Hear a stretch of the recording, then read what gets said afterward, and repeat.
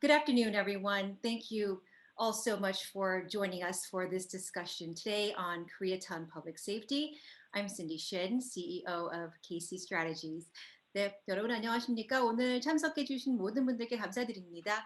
저는 KACIE Strategies의 대표 신디 신이고요. 네, 오늘 포럼 역시 미주 곳곳에서뿐만 아니라 또 멀리 한국에서도 참여를 하고 계시는데요. 네, 서울은 지금 오전 9시죠. 네, 미주 한인 사회의 공공 안전과 관련된 이야기를 함께 나누면서 오늘 하루를 저희들과 함께 시작해 주셔서 감사드리겠습니다. So today we are here to discuss the public safety conditions in Koreatown and the need for creative public safety initiatives in response to crime and limited resources. Now, let me first start by giving you a little bit of a background on why we are having this discussion today. So as you all know, 2020 has been a very tough year for many of us and for the entire nation. And people have been affected by the COVID-19 pandemic in so many different ways. So many lives have been lost and people have been suffering from financial loss, mental health issues, homeless issues, there are domestic violence issues, child abuse, and there was also an increase in hate incidents against Asian Americans, if you all remember. So the effects of COVID-19 have been enormous on our communities. And on top of that, last year, we also saw this huge police movement throughout the country, which led to locally here in LA, a huge budget cut to the police department, which then resulted in the disbandment or downsizing of specialized units such as homeless outreach. And there also are those future potential layoffs that they also may not be able to avoid as well. So all of this have made our communities feel a bit more unsafe and unstable about the future and safety of our community. So some key members in the community, including myself, have formed a working group to discuss the need for creative public safety initiatives, such as some sort of public-private partnership-based safety plan for Koreatown to better support the community, and most importantly, to keep it safe. And as a first step, we wanted to hear from you, the community, and learn about what your concerns are and what is most needed in our community. Today we have panelists joining us from all over, from Los Angeles, Orange County, Phoenix, Las Vegas, and of course, Korea. And they'll all be sharing with us some of the issues affecting Korean Americans or Korean nationals in their respective cities, and also about the relationships between law enforcement and community. We'll also hear about how other ethnic communities here in Los Angeles, as well as cities across the country, are responding to community concerns, and with examples of partnerships between government and communities. So we can take note of that and see if something similar can be applied here in our community and in our city. So all of what is being discussed today will be taken into consideration as our working group gathers to further discuss a plan to help support our community. Now, with that being said, I'd like to now introduce you to the person who is leading this effort, and of course, who will have the honors of opening up today's conversation. He is the police attaché at the Korean Consulate of Los Angeles, Consul Yong-Uk Lee. This is Jong. I'm Consul and Police Attaché in South Korea Consulate. I'm very happy to be part of this network. My first perspective is that the building network provides some feeling of safety, and also with the network of expertise provide us how we cope with this uncertain time starting from the COVID-19. And also try to build a relationship with LA and moreover with Korean community in United States to South Korea. With your help, I believe that we developed this platform very successfully. Right now, we have lots of experts from, as you said, LA to the South Korea. I hope this network will be useful for all the participants as well as the community we try to serve, including LA community and Korean community. Thank you for giving me a great opportunity to talk about this. Thank you, Sandy. Thank you so much, Consul Lee. And just so you all know, without Consul Lee, this would not be possible. So thank you so much for your leadership and also just for your passion to find new creative ways to better support our community. So thank you once again. And before I introduce you to all of our panelists, I do want to recognize a special guest that we have with us today. He is the former Deputy Commissioner of Gangwon Province Police Agency, Mr. Yoon Sin-young. Thank you so much for taking the time to be with us today. Thank you. Okay, so let me introduce you to all of our panelists. We have 9 panelists today. First, we have Alexander Kim. He is the founder and principal of Three Kings Public Affairs, which is a government, business, and community affairs consulting company. We have Ben Pak, who actually is running a little bit late, but he'll be here a little bit later. He is the president of the Korean American Law Enforcement Organization and is also an LAPD Reserve Officer, currently assigned to the Olympic Division Community Relations Office. We have Florence Chung. She is the CEO of Hetty Group and founder of the nonprofit called Engage Public Safety, where she works to engage the public in addressing the public safety challenges in our cities. We have Ray Jin. She is the executive director of the Anderson Munger Family YMCA, which is located in the heart of Koreatown. And by the way, she's also the first Korean American executive director for that branch. We have, from Korea, we have Inspector Jong-hwa Kim. He is the International Cooperation Section at the Korean Central Police Academy. And we also have Senior Police Officer Tae-young Chung, also from the International Cooperation Section at the Korean Central Police Academy. Mr. K1, he is the Consul Cooperative of the Los Angeles Consulate General for the state of Arizona. And he's also the publisher of the Arizona Korea Post newspaper. We have Officer Brandon Lee, who is with the Las Vegas Metropolitan Police Department, and he is currently assigned to the Downtown Area Command. And we have Sergeant Ed Kim. He is with the Irvine Police Department and currently assigned to the Traffic Bureau. So there you go. We have 9 panelists. And so let's go ahead and begin with the local issues here in Koreatown. I did want to start with Ben, so we'll get to Ben when he arrives here. But let's start with Ray Jin, since you guys are located in Koreatown. Ray, as a nonprofit operating here in Koreatown, what are some of the safety issues that you are currently dealing with? Just to put in perspective, as a nonprofit organization, there's a lot of social services work that we do for the public. And right now, how many of the Ys have shifted in operations is to do just that. And doing meal distributions and produce distributions. We also have our locker rooms open for the unhoused to take showers. So there's a lot of good work that we're doing that's also bringing people in, right, to take advantage of the offerings, and that's what we want. And as you know, that happens, because I'm on the front lines of all the programs that we're doing, I do see, there's concerns, especially with the rise in homelessness here in Koreatown.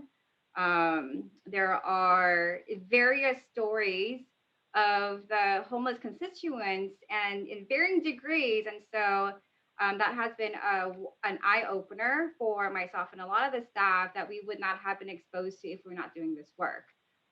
So some of the responses that we have had is really working collaboratively with our neighboring partners.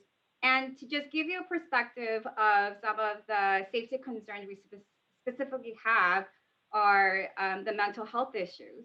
Like with the homeless coming in, I just don't know what state they're in. Like sometimes they're fine and they're subtle. They say thank you for the services and they leave, and the same person the next day coming in is just erratic, right? And we don't know how to respond to an erratic mental, those type of behaviors. And so we also had to reach out and learn what are some of the tactics that we should be aware of, because we don't want to be fast to call 911 or LAPD.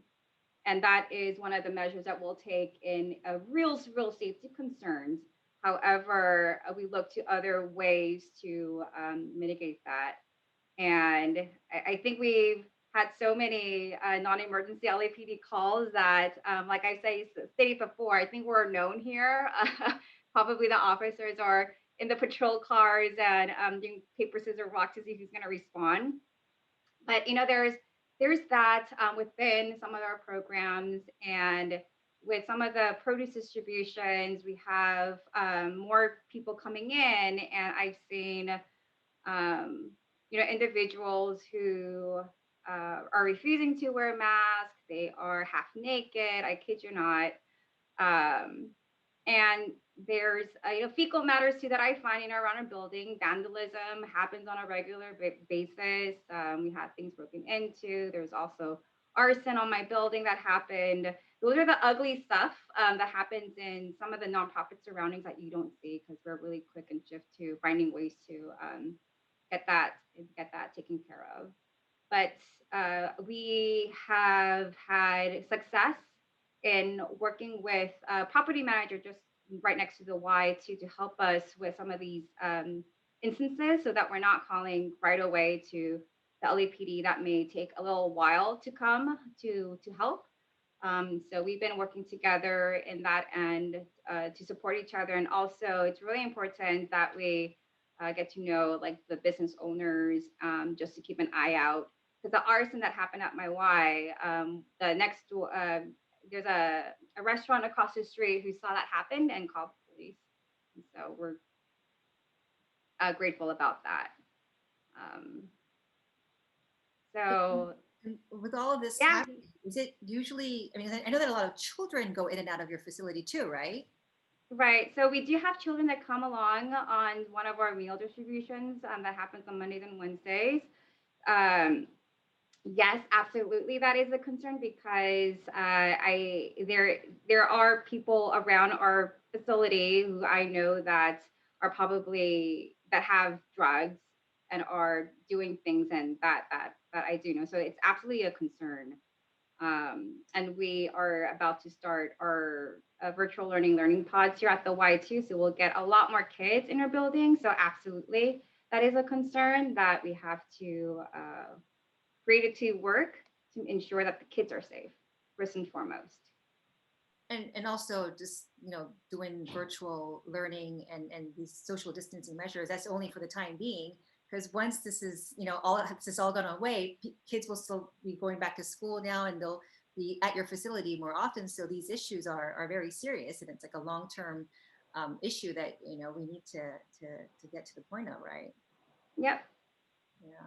So what do your constituents, the parents say about all of these issues going on in your neighborhood? The parents do see that we're actively watching.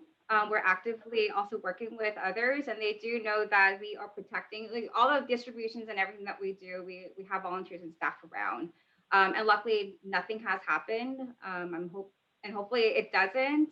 However, we just want the confidence for the public to know that we are working with people to ensure safety for all constituents coming to the Y for the programs that we do offer. That's great. And you're absolutely right. When you have people, that have mental health issues, you really have no idea what state they're in at the time. So, if you're in that stage where you're not sure if you should call the police or not, that's a pretty vulnerable stage, I think. And I'm curious to learn about what the police department has planned for us, because I know that they've announced that they're in that stage of transforming and reimagining the whole department. And I was told that, with especially mental health issues or homelessness issues, that they're trying to figure out a plan where non-law enforcement officers will act as first responders to incidents related to mental health issues and homelessness issues. So very curious to learn about what they have in store for us. Thank you so much, Ray, for sharing your concerns. Okay, so I want to hear about Irvine. Sergeant Ed Kim.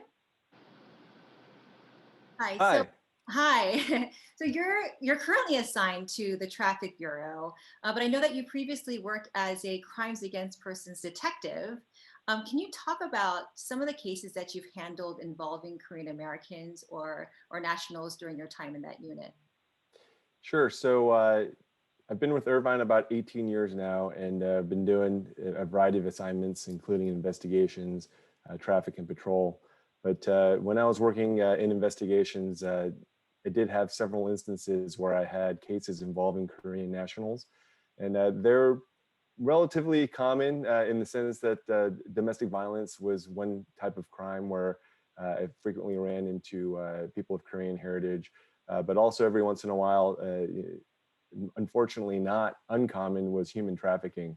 And a lot of the times, people that were victims of these types of crimes, having been victims, were reluctant to come forward and report it. It wasn't uncommon for there to be immigration status issues.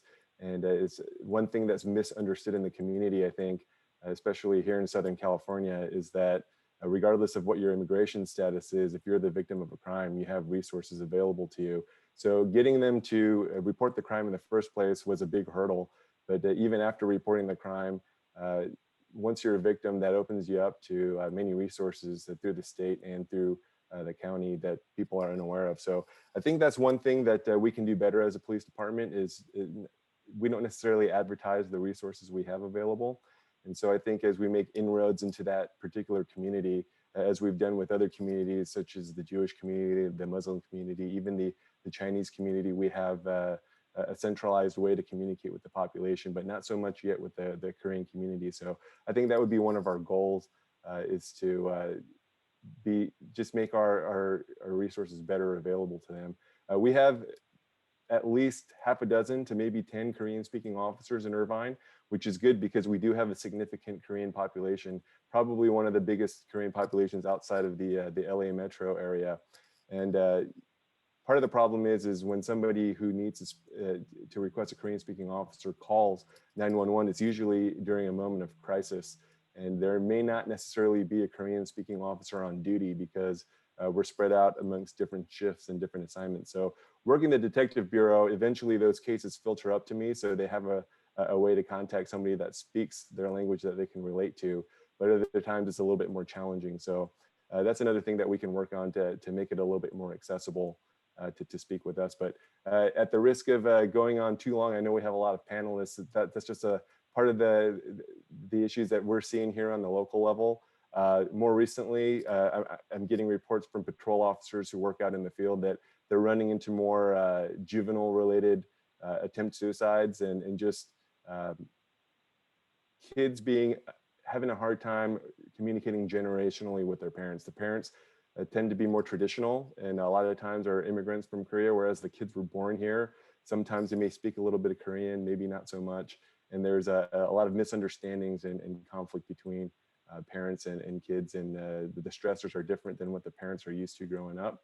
And so that's another a place where we can kind of shore up those relationships and kind of be a liaison between the two groups to help them communicate better. Right now, how do you, how is your relationship between the Korean American community overall?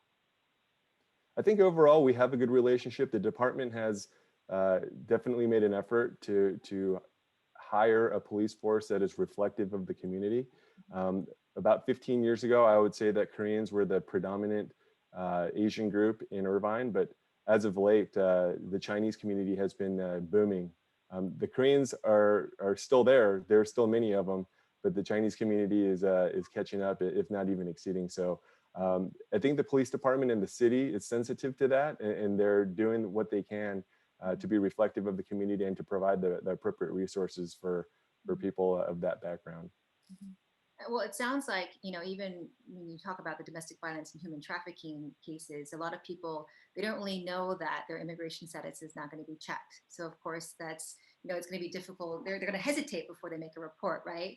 So I think that's where outreach is very important. And, we have a lot of folks joining in today, from community organizations. So it would be perfect for you to, get to know the community organizations. So maybe they can also help you, and partner up and then, help you do outreach about your services that are available and even your language support service as well. Absolutely. Yeah. So this will be a good opportunity for you to get to know everyone. Yes. Thank you. Yes. I'm excited. Thank you so much. We're back in Los Angeles. We wanted to talk about the local issues, what's going on in Koreatown, and you're an LAPD reserve officer. So can you just talk to us and tell us what you're hearing and what you're seeing when you patrol the streets here in Koreatown? Well, yeah, thank you very much for this opportunity. As usual, it's a pleasure to be here. And Love to see so many people interested in what's going on. I mean, the LAPD has put it on social media that crime has been increasing in most part, and there's several reasons, COVID being one of them. And I do patrol the Olympic area, which is most of Koreatown, and I personally I have seen the increase on homeless crimes, as well as trespass, battery, domestic violence, overdose. And something that is alarming is that even a few years ago, you did not see Koreans who were overdosed or people, and those calls were rare, but we're seeing more and more. Um, with the incoming district attorney, um, you see more and more people being released for serious crimes. There was one incident that I saw on social media that the LAPD headquarters had put, is that a gang member with a gun was detained. And then because of the no bail situation, he was released. Although he's a gang member and he has previous convictions, he's not supposed to be released, but due to the new district attorney, he was released. The next day, he was apprehended again, and he had another gun. So things in LA, and I don't mean to say this just to scare people, but I'm saying this for people to be aware of your surroundings, because I think it would be irresponsible for anybody to say, it's okay, it's not going to happen in my neighborhood. But me personally, who I don't work on a daily basis, I volunteer as a reserve officer, and I go once a week or twice a week and patrol. I have responded personally to 3 calls where a Korean elderly was battered by a homeless person. And this is not something that makes the um, white media, and even the Korean media don't know about this, and they cannot really put it out there for everybody, because when a report is made, unless they're going in and then checking this uh, report by report, they wouldn't know is against the Korean elderly. So the point that I want to make in conclusion is that please do tell people to be careful, not to leave valuables in their vehicle, uh, lock their doors, and yes, we would love to see our neighborhood being safe, and wherever we live, not have crime. But I think there's a consensus in law enforcement that crime is going to increase in the months to come. It all depends where COVID takes us in the next 6 to 9 months. But I think would be a good measure for everybody just to be aware. Let your parents know that carrying the Gucci and the Louis Vuitton is kind of trendy, but becomes target. You're all aware that in the past, the first generation really enjoy wearing the Rolexes, and they became targets as well. So please share with your families. That's what's going on in sort of downtown area. And as you know, the homelessness issue, as it continues to expand outside the LA area, it can affect the neighborhoods that you live in as well. So sorry if I was a little bit maybe heavy, but I felt that I needed to share this from a citizen's point of view, as well as a officer who is actually patrolling and seeing this firsthand. Oh, definitely. This is very valuable information. And it's not just COVID-19, but also just with the budget cuts and all that, we really don't know what the future of the police department is going to look like, right? Because there could be some layoffs too, and we don't know if that's going to affect Olympic Station. So that's one of the reasons why we've all come together, right? To talk about what we can do as a community to try to help support our community. of course. The Olympic closure of Olympic. Just let me add. It was a conversation that the chief of police had with Korean API leaders, and I think he meant to say if the budget cuts were to go to extreme, that would happen, and I think he shared that as a measure of extreme of what could happen. But I believe the city leadership as well as the police department have said that it will not happen. Um, but I believe that the budget cuts and some layoffs will be coming down the pipeline, and we're going to have to see what that looks like. Right, and I believe the numbers were something like 350 sworn-in officers and 270-ish civilians that could be laid off. So, and we don't know if that's going to come. Some of it's going to come from Olympic, right? So, unfortunately, the way I interpret it, and anybody who is in the call who knows more than I do can chime in, but usually the way it is by seniority. So last to come in, first to go out. The union of the civilian portion of LAPD said that there will be no layoffs. So I don't know how they're going to manage that, but statement was made that that's not going to happen at their end. From the sworn portion of it, it still can look as 355, but that's something that is beyond, I think, anybody in this call, unless one of the attendees is using a fake name and happens to be the chief of police and then listening in, but I doubt that. So we're gonna have to see. And I think it's something that is, budget cuts are coming everywhere, not just for the police department. And is the reality of less revenue, and then all the closure is creating less money for the city. Yeah, I remember when Olympic Station was first opened, I actually had the honors of emceeing the grand opening of the Olympic Station, which was like the red carpet event of LAPD. And literally there was a red carpet and there were two big stages, and the entire, Vermont, that whole block was blocked off, and it was a huge celebration. I just remember how happy the Korean community was when that station opened up, and it's good news to hear, of course. And I know that the mayor also announced that he has no intentions on shutting down Olympic Station, but it's just overall public safety concerns that we're talking about here. So hopefully everything will be all right in our community. If not, we're gonna do something and help out, right? Okay, thank you so much, Ben, for sharing your expertise. Let's drive on over to Las Vegas. How's that? Okay, Officer Brandon Lee with the Las Vegas Metropolitan Police Department. So most of us here living in Southern California have probably been to Las Vegas at least once, and have probably eaten at one of the Korean restaurants there, right, located on the Strip. But I'm sure a lot of people don't really know that there's actually a small Koreatown located nearby with a bunch of Korean-owned businesses. Officer Lee, can you tell us about Koreatown and perhaps some of the issues that are affecting Korean business owners in Las Vegas? Yeah, absolutely. First of all, thank you so much for having me, Cindy. I appreciate it. I'm pretty excited to be part of this panel.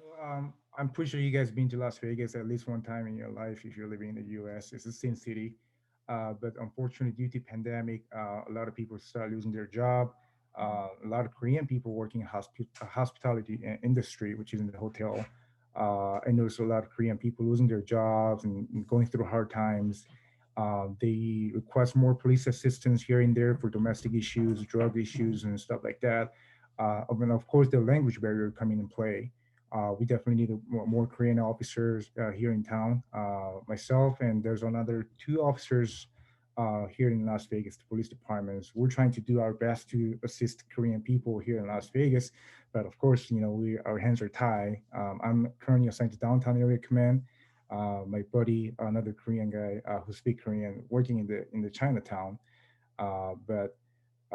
Yeah, we definitely notice a lot of Korean business being increased here in Las Vegas. More Korean restaurants opened, but a lot of times the Korean business owners, they're very supportive towards the police department, but they don't usually know how to approach the police department.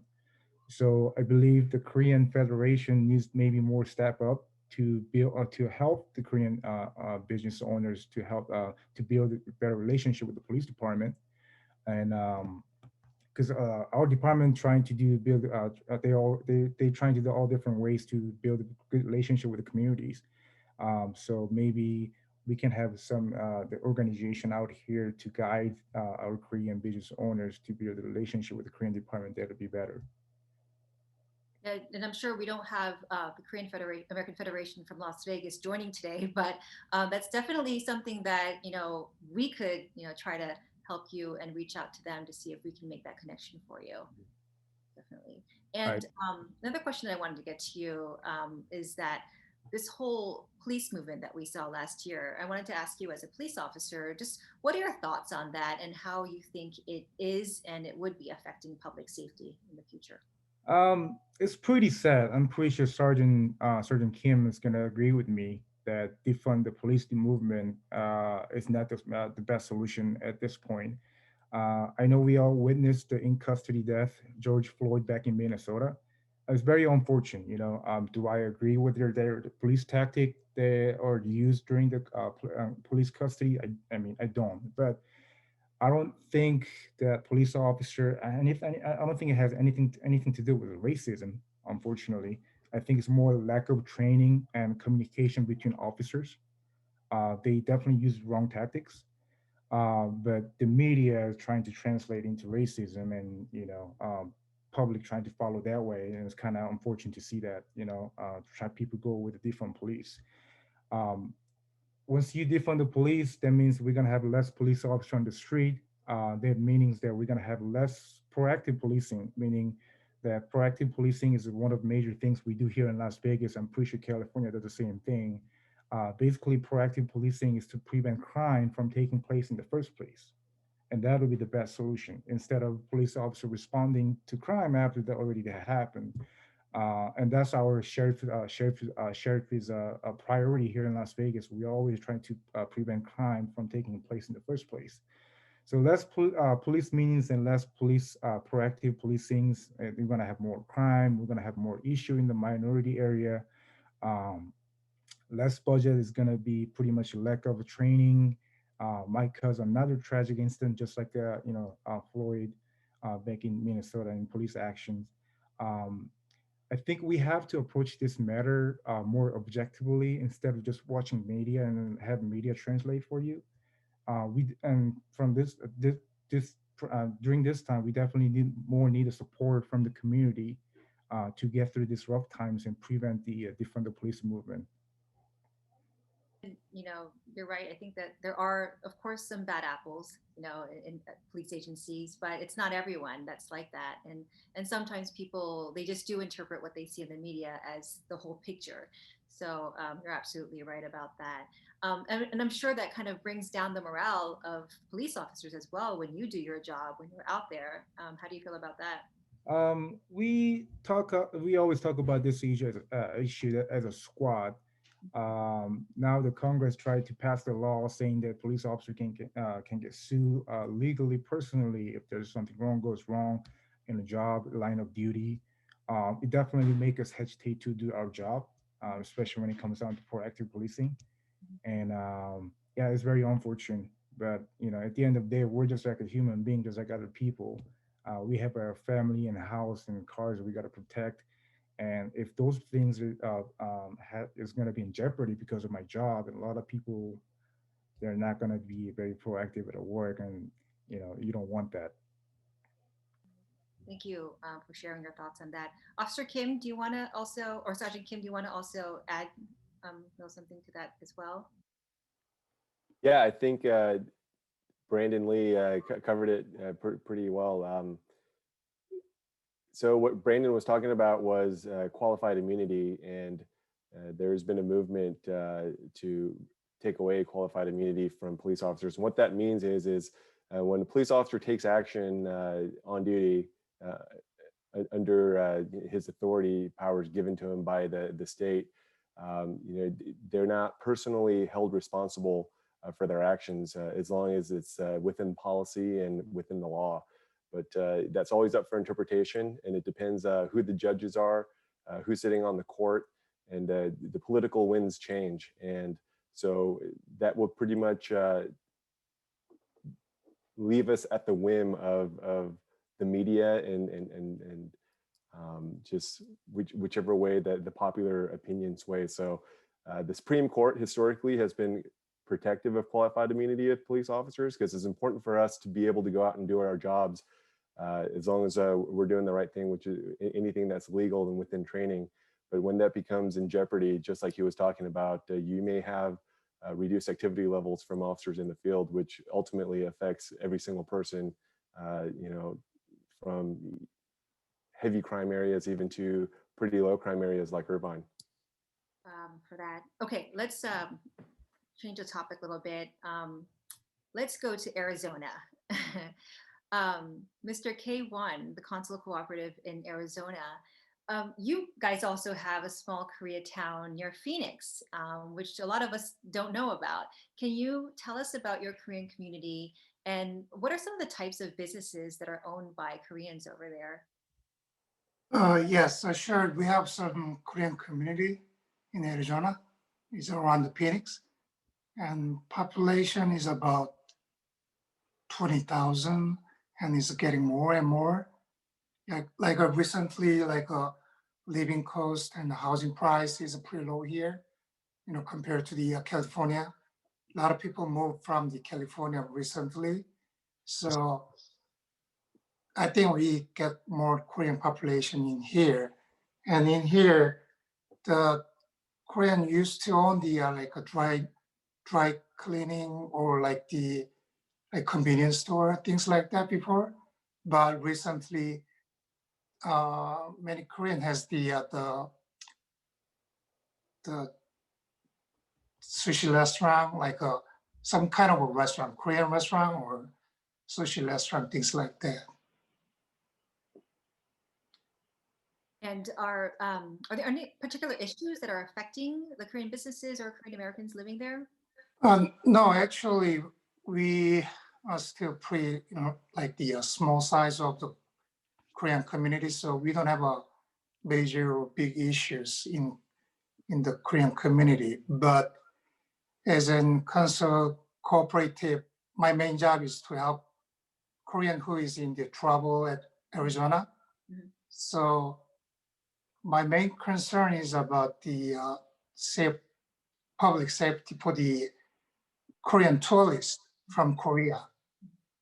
And because of COVID-19, the Arizona don't get the many tourists last year, but we used to have like many Korean tourists from Korea, Mm-hmm. like more than 1 million from per year.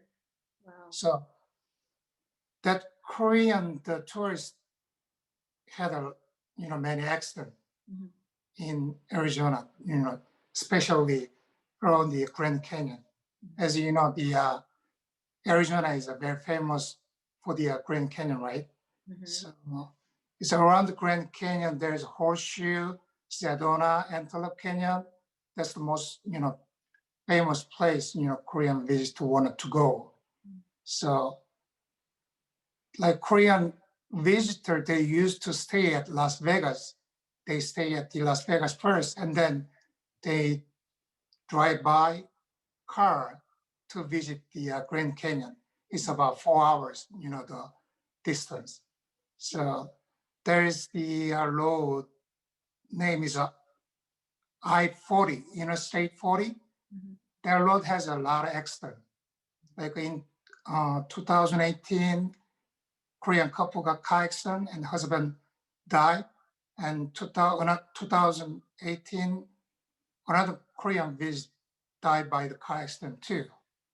And nearby the another road, the US 160, the lady who worked at the Los Angeles as an intern, she's actually originally from Korea. She got car accident and she passed away too. So, my main concern is about the Korean visitors, accident on the road. Sounds like a lot of car accidents over Yeah, there. mostly. Right. Yeah, when car accident happen, it's fatal. Right. And I also know that there are a lot of those Korean tour packages, they like you said, since Las Vegas is so close to Grand Canyon, they first go to Las Vegas and they drive on over to Grand Canyon, sometimes in a tour bus. And I've Yeah, heard, they use tour bus and they use the, they rent car Mhm, and, they drive, by themselves. mhm. So, So when you deal with and respond to incidents like that, how do you work with the local law enforcement agencies? so local police or the Los Angeles Consulate General, they contact me to go the place that happened the accident. So I go there and I meet the local police officer, and they explain about what happened, things like that. And then I explain to the general consulate general.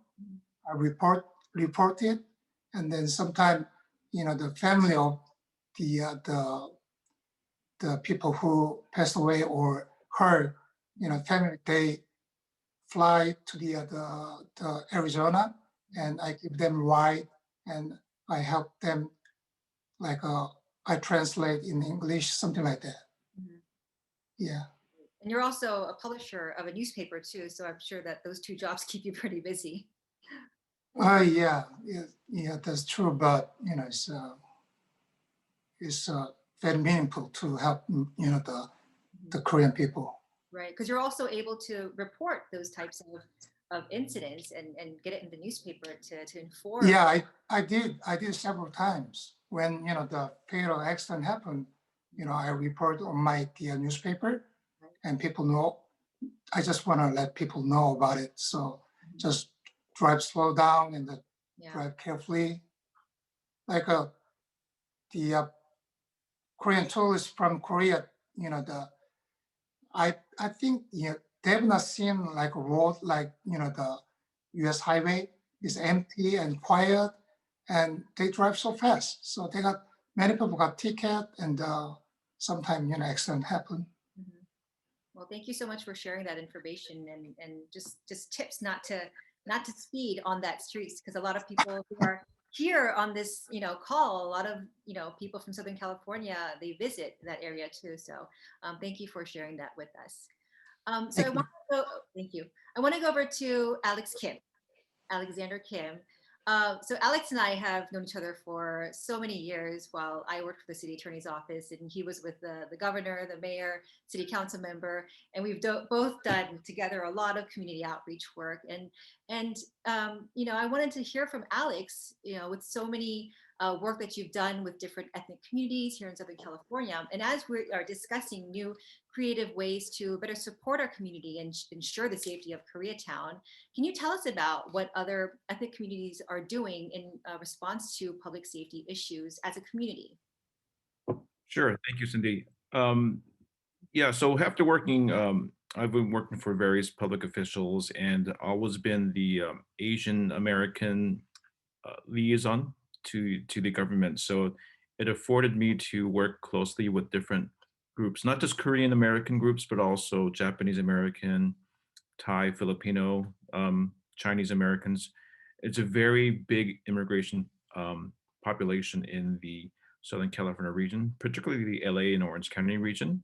So, and two things I want to show as examples of good public-private partnership that those communities have done, and is one from the Japanese American community and two by the Chinese American communities.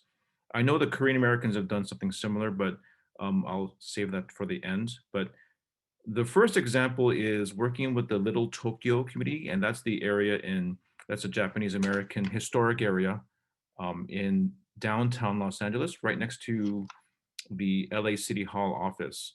And they've been around for over 100 years. In fact, during World War II, a lot of their properties were taken away from the US government because of concerns of national security because of Japan bombing Pearl Harbor. So I'm working with those descendants of those families. and some were actually in concentration camps in the deserts of California. So they've experienced a lot about some distrust in law enforcement, particularly the U.S. government. So, but even with all that, they formed this Little Tokyo Public Safety Association, and it was formed because to help assist the local police to help the community out in a very culturally sensitive way, but also to encourage more of their youth a lot of the Japanese American youth to go into law enforcement too. So they served as a recruitment center. So in Little Tokyo, they have a office. It's called the Koban, which I believe it means community center in Japanese. And they still have it for over almost I'm not sure if it's 100 years, but for a long time, for at least 2 generations. And it's run by a person that's been there for over 100 years. His family actually, it's called Fugetsudo, and they sell confectionery mochi, Japanese mochi. So he's committed for 3 generations in helping the police.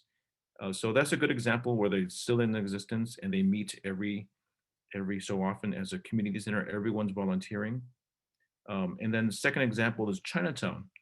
It's right next to Little Tokyo. It's called Historic Chinatown. And they actually used to have a very well-organized association called the Chinatown Public Safety Association. In fact, it's actually the only public safety association where it wasn't just Asians. Actually, other groups came too. All law enforcement from different levels, from the FBI, Secret Service, down to county to the local city level. And you know what their attraction was? Every year they got together in this big 500-person restaurant to eat Chinese food.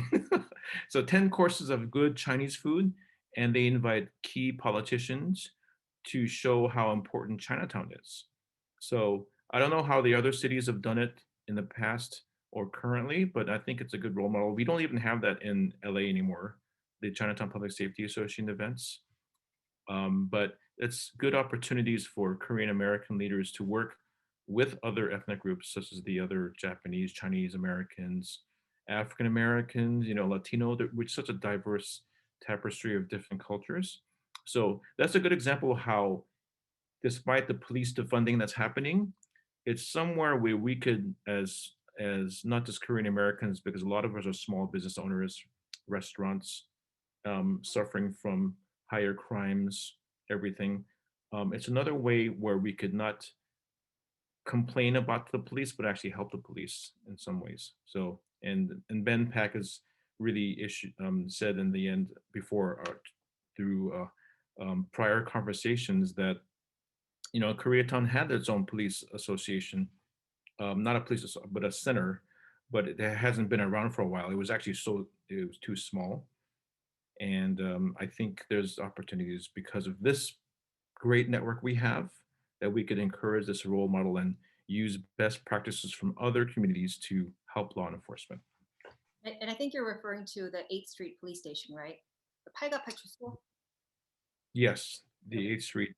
Right, and I know that was around for a while, and then it just kind of disappeared. Ben, do you know anything about why that disappeared?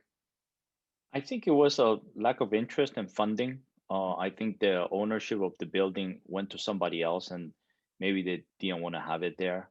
The efficiency wasn't there as well, and I think the community just lost interest in supporting it. They tried it in different places as well, and not quite sure. But my personal opinion is that the effectiveness was not there, and people were not going there. That particular one had a little bit of difficulty parking, and that could be one of the reasons. Although when it started, that was central to Koreans, and then the dynamics started changing and then became more Latino as well. So that is possible that could have had something to do with it. But a lot of times how the leadership make decision is not something that they share with the average individual. So that's what I know, but the reality of why, not quite sure. Right. Thanks. And There's Alex, one more thing. Mhm. There's one more thing, and I'll finish.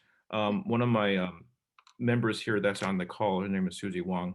She actually reminded me that the state of California Department of Corporations actually helped out the Korean Americans about 10 years ago, addressing finance activity by financial lenders. So they had maybe some allegations of fraud there. So they formed an 1-800 telephone number with the Department of Financial and Consumer Protection. So, and they collaborated with the Chinatown Public Safety Association. So there was already prior partnerships with the different inter-Asian ethnic groups in the past. So I think it's good to revisit that, and having Susie Wong, who's based in Sacramento, to help facilitate that.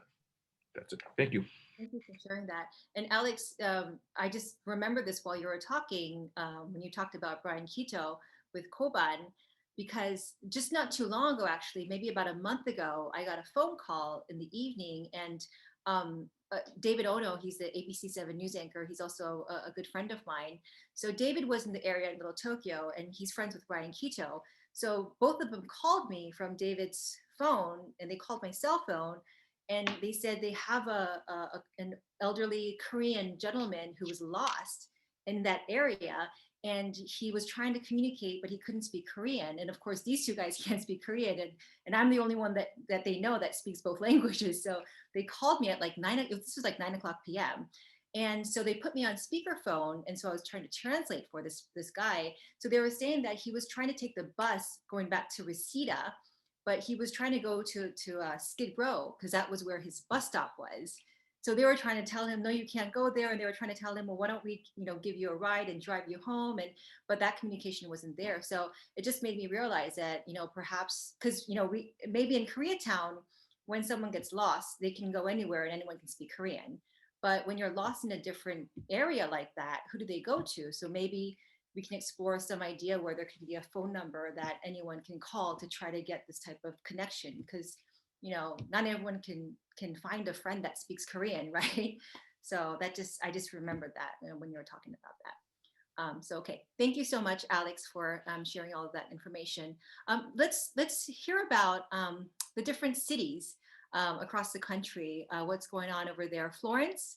So Florence, you've been working with law enforcement, corporations, community groups on a national level to help create safer organizations and communities. Can you give us some examples of how other cities are responding to these similar safety concerns, and tell us about just some examples of public-private partnership initiatives that you know of? Yeah, thank you, Cindy. So in my work, I see a lot of different ways that business associations and corporations and community groups work in partnership with police departments to try to create a safer community. And so, public safety isn't the sole responsibility of just the police department. So I think this conversation we're having today is a great start to see what our community can do to address the safety issues in Koreatown. I'll just give a couple examples of public-private partnership models from other cities. In Atlanta, Georgia, just last month, they announced a public sector, private sector partnership between leaders from 11 businesses and civic organizations with the Atlanta Police Department. They released the Buckhead Security Plan, and it was a way to address the crime in that area. So if, for those of you who don't know, Buckhead is a very high-end shopping and entertainment district in Atlanta. And there are a lot of businesses and restaurants there. So the security plan was a collaboration between the Buckhead Coalition, a city council member was involved, the police department, police foundation, and the local business association. So this was a big partnership effort.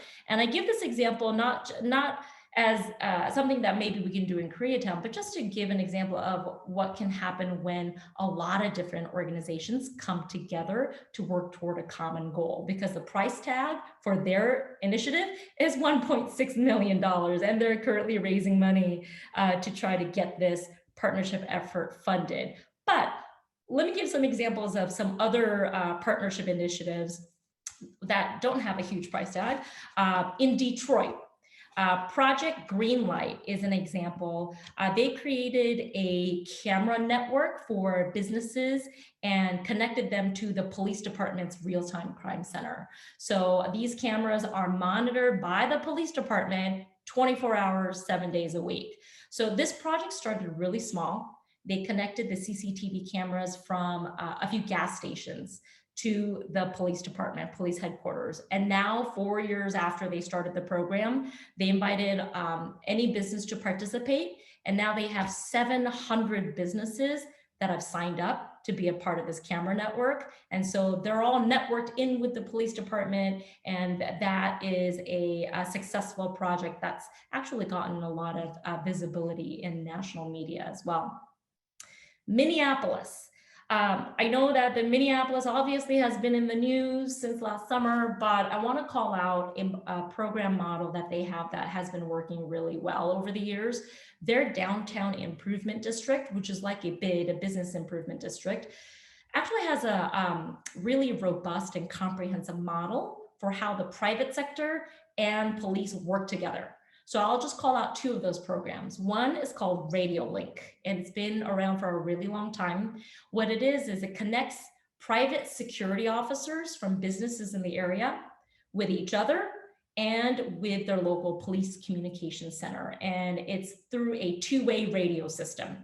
So there are, in downtown Minneapolis, there are far more private security guards than there are police officers. So this central radio link system creates one common radio channel for all this, the private sector security guards in the area, so they can all communicate with each other. So if there is a robbery in one of the stores in the neighborhood, that security guard can radio it, and every other security officer in that neighborhood will receive that notification in real time. And the local police communication center receives that notification as well. So that's been working really well for them. It's created a kind of a collaborative communication channel for the business owners to talk to each other and talk to the police through this network. And so, I was thinking maybe, we talk about businesses in Koreatown and how they're seeing crime go up. What Minneapolis also did was they host safety workshops on a regular basis for the business owners in their downtown area. And it's done in partnership with the local police department. So business leaders feel connected to important information, and they get to learn about the crime trends that are affecting their particular area. It's also really good for networking for the businesses to kind of get to know each other, get to know their local police department. I was thinking this through and wondered, as just for everyone else on this call, as all the panelists were talking, we thought, could this be adopted for Koreatown in LA? Right? Maybe a version of this can be developed for a K-Town where maybe safety workshops and training can be developed for this private security guards that you see working in the shopping centers, and that are guarding not only the shopping centers, but certain restaurants and businesses.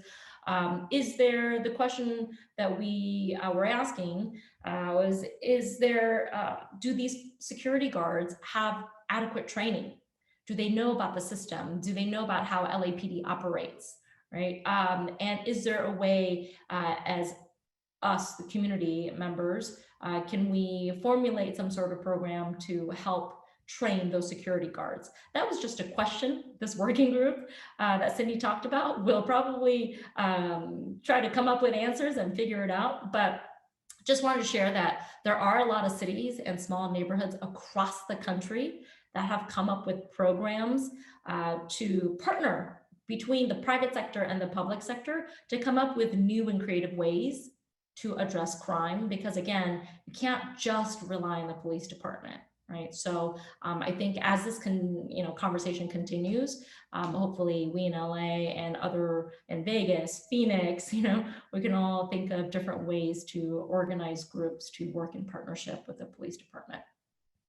Thank you, Florence. And it's so helpful just to hear all of these examples because, like you said, not every program is going to work in every city. but it's good to know and know about those programs so we can modify it and maybe create something similar and add this and take out this. So whatever, is right for our community and for our city. So all of that is so very helpful. So thank you so much, Florence, for sharing all that information. Okay, so we still have to go to Korea. So it's so great to be able to speak with our police officers in Korea. And just during this pandemic, the one, I guess, good thing that came out of this is having these Zoom virtual conferences so we could easily speak with our folks from far, far away. So thank you to two officers who are here with us today, joining us. I want to start with Inspector Jong-ha Kim. When we watch TV now, we see so many foreigners. There are so many, people who actually speak better Korean than I do. And now I looked it up and I saw that there are about 2.5 million foreigners residing in Korea. And that's compared to just 1 million in 2007. Can you talk about how police work has changed over the years in regards to foreigners?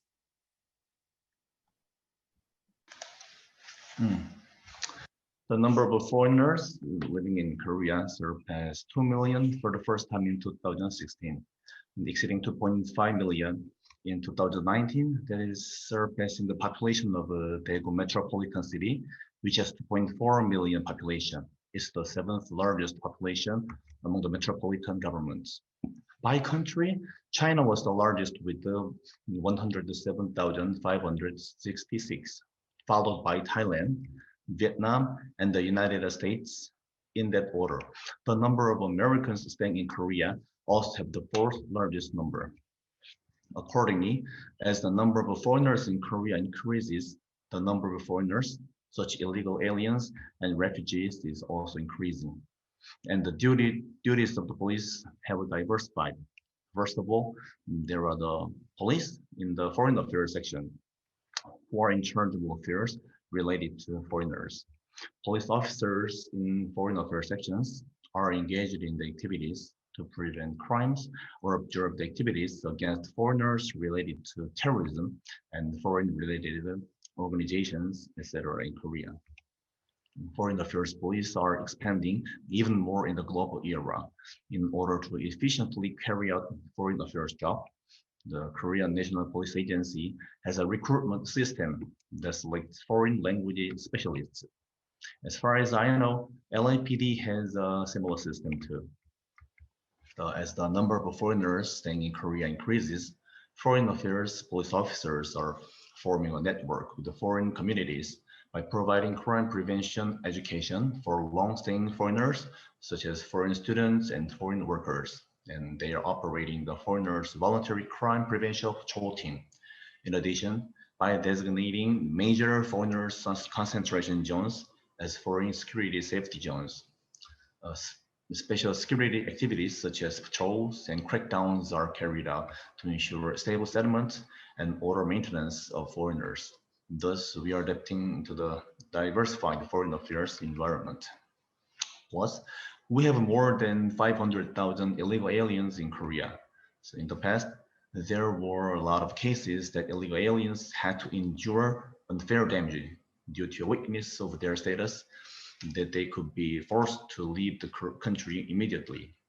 But recently, through the illegal resident notification duty exemption system, patients and crime victims are deferred until their injuries and damages are recovered. The exempted crimes include murder, injury, assault, theft, rape, and fraud, etc. As such, even if an illegal alien suffers damage from a crime, he or she can be guaranteed the right as a victim, regardless of illegal or legal status.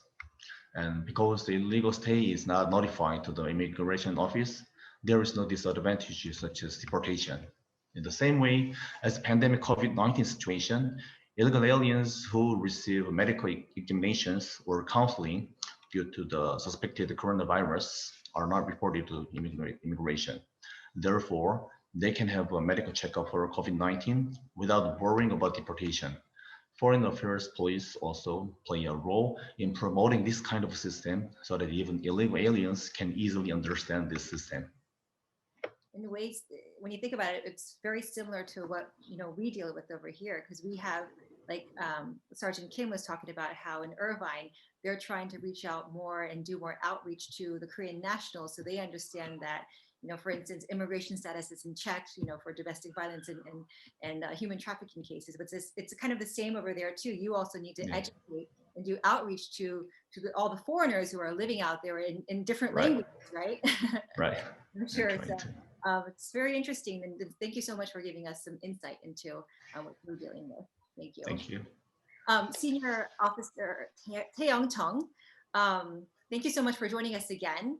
I'm curious to know how police are perceived in Korea. And I remember last time you said that you also spend time here in the US. So can you talk about the difference between perception of police in Korea compared to that of the US? It is great to hear about Koreatown. It got me reminiscing those days I frequented Koreatown in New York to, go to H Mart and other Korean restaurants. Thank you so much for granting me this great opportunity to participate again.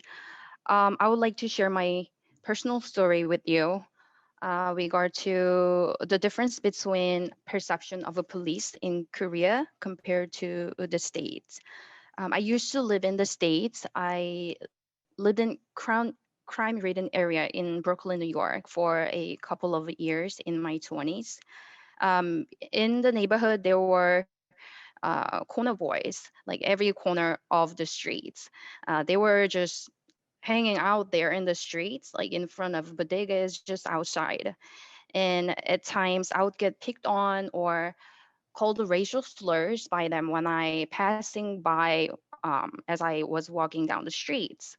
I was one of a very few Asian residing in the neighborhood, let alone Koreans. Of course, people will think that what is that Asian girl doing in this neighborhood? I was told that I was noticeable, and some worried that I could be an easy target for crime. However, I was not scared at all since there were lots of police presence, including watchtower, police officers and food, police cruiser patrolling all over the neighborhood.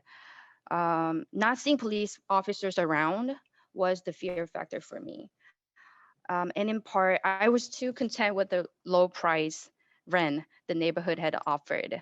I didn't really pay attention to what environment I was in. Eventually, I ran into police matter myself.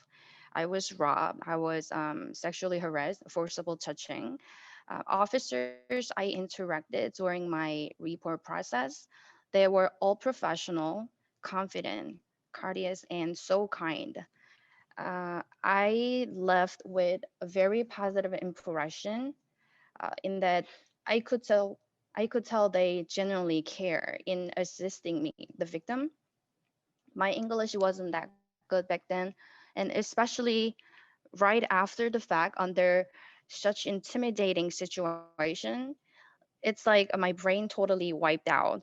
It was really difficult for me to give an account of about the incident, but the officers were very patient and attentive listening what I was trying to say.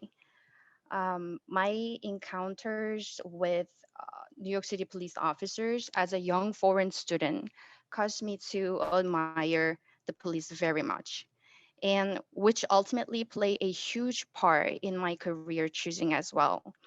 I think police officers in America are perceived as great protector. A lot of people seem to look up to police officers and respect the fact that officers put their lives on the line to protect others. As to our agency, we stress a lot about congeniality, friendliness, and kindness.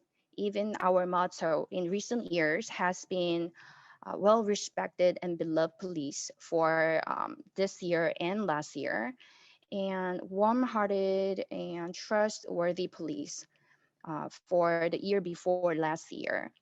So the last thing we want is that we come off as intimidating, overbearing, or unapproachable. We are very concerned about how we are perceived by the public, and we constantly seek the feedback from the community. When we are out in the field interacting with the public, we are very careful and conscious in choosing words as well. Like never refer to people we interact with as ajuma or ajashi, to give you an example. However, there's negative opinions do exist, both internally and externally, about us emphasizing friendliness too much. Out in the field, we oftentimes encounter people that are so disrespectful, like right in our face. It's really frustrating when we run into that type of situation. As you all already know very well, we Koreans make much of etiquette and showing respect. So Korean culture emphasizes seniority and age. So if teenagers, especially delinquent teenagers, talk to us using derogatory or disrespectful language, not using honorifics, it's just something we cannot condone. Um, a lot of my fellow officers and civilians in general think that the reason why some people belittle officers all comes down to our efforts, ironically, our efforts to be too friendly. And there are opinions that agency needs to toughen up the image of the police. Thank you. Thank you for that. It's things that we didn't even think about. I actually thought it would be the opposite, and that perception would be a little bit more positive towards police in Korea, and be the opposite. Because over here, I feel that, especially after what happened last year, that there are a lot of people who view police in a negative way, unfortunately, and they think that people are more intimidating here and less approachable. But I thought police were more approachable in Korea. But I guess it's very interesting to hear about even that age thing in Korea, the culture where the older people would kind of look down on you, no matter what title you have or what uniform you have on. So that was very interesting to hear. Well, thank you so much, and thank you to all of our panelists. I know that we went over a little bit of time, but I still do want to get to any questions and comments. I know there's a lot of chats going on. Alex, were you able to kind of go look at the chats?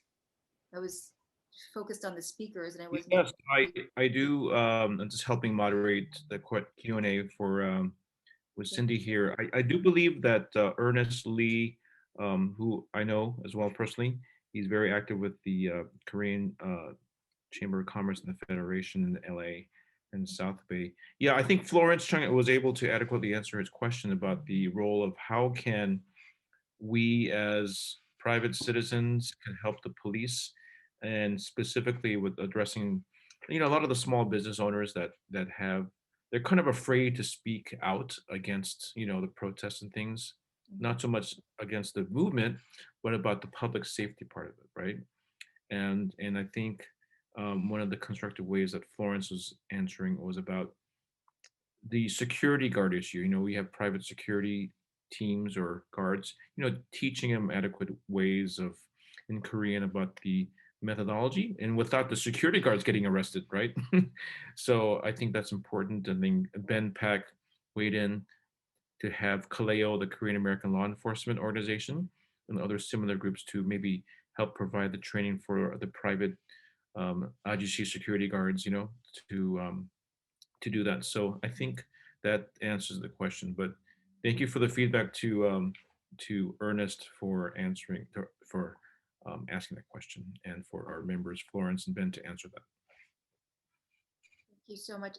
Are there any other questions or comments that you want to make? If so, raise your hand in the chat box or unmute yourself. I do see in the chat box. Oh, was there someone? Yong-Uk, LAPD. Okay, would you like to unmute yourself?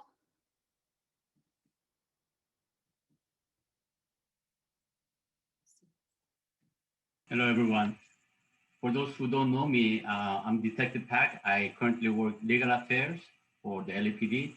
I'm also Ben Pak's older brother. I know that we're very short in time, and I didn't really planning of speaking, but I thought this was a very good platform, and I see there's many people that joined the chat room. And I just want to share something very briefly, because maybe you guys are not aware of what's going on so much in the LAPD. But because of that, what you mentioned, the defunding part, there's a lot of policy changes. One of the things that kind of personally bothered me was that the conversation came up about closing Olympic. Think about why they were targeting so much about Olympic division. The Korean community, we bring so much to the greater good in regards to tax revenues and businesses, but we are the least outspoken, probably cultural groups. So we need to do a better job to demand a better service.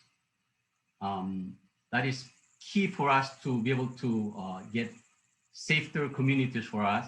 I don't want to get too much into it because I know that time is very short. So one of the things I just want to mention in this session was that the LAPD is really moving to not purposely provide lesser service, but it's going very much into online.